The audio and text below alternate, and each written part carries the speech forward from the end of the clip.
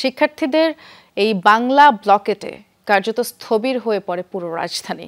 গুরুত্বপূর্ণ পয়েন্টগুলোতে শিক্ষার্থীরা অবস্থান নেয়, যানবাহন চলাচল থেমে যায়, ঘন্টার পর ঘন্টা পথ আটকে রাখায় যাত্রীরা বিপাকেই পড়েন এবং দীর্ঘ সময় যানজটে থেকে ক্ষোভও প্রকাশ করেছেন কেউ।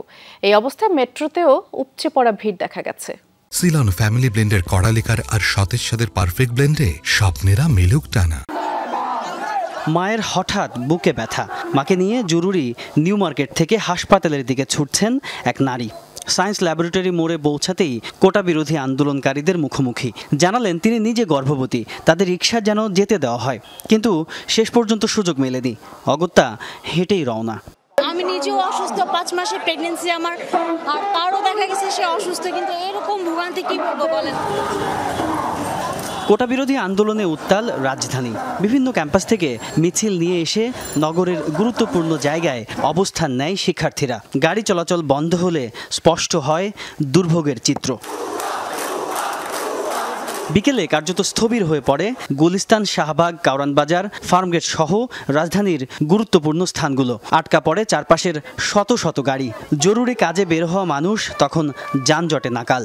আমরা বুঝতেছি না ওনাদের দাবি কতটুক, মানে আমি জানি না, এটা গভর্নমেন্ট ডিসাইড করবে। বাট আমাদের এখানে ভোগান্তি, সাধারণ মানুষকে ভোগান্তি করার কোনো মানে নেই। জরুরি কাজ আমার স্যারের বাসায় যাওয়া লাগবে, আটকায় গেছি। কারণ বসে থেকে মনে করো কেমনে তা কি করবো, বউ বাচ্চারা কি খাওয়ামু, জমা দিমু কোত্থেকে, কি করবো আমরা এই অবস্থা থাকলে। তো আমি ছাত্রদের এই যুক্তিসঙ্গত আন্দোলনের প্রতি আমার পূর্ণ সমর্থন আছে।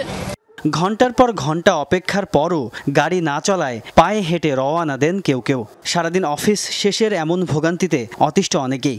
যাইতে হবে খিলগায়ে, এই 1 ঘন্টা পরে বসে রয়েছি। আমরা এলাম আন্দোলন কইরা বড় হইতো, তো ওরা যারা ছোটরা আন্দোলন করে ওদের করা উচিত। রাস্তায় চলাচল অসম্ভব জেনে অনেকেই যান মেট্রো রেলে চড়তে। সেখানেও উপচে পড়া ভিড়। স্টেশনে থেমে দরজা খুললেও ভেতরে বিন্দু মাত্র ঠাঁই নেই। এই যে আপনার রাস্তাঘাট বন্ধ, সব বাসের লোকজন হেনে আসছে, এই আর কি চাপটা। আন্দোলন চলতেছে, গাড়ি ঘোড়া বন্ধ, তার জন্য আমি মেট্রো লাইনে সিরিয়ালে দাঁড়ায় রয়েছি। সম্মেলনের কারণে মেট্রোতে চাপ, বাসে মানুষ যেতে পারতেছে না।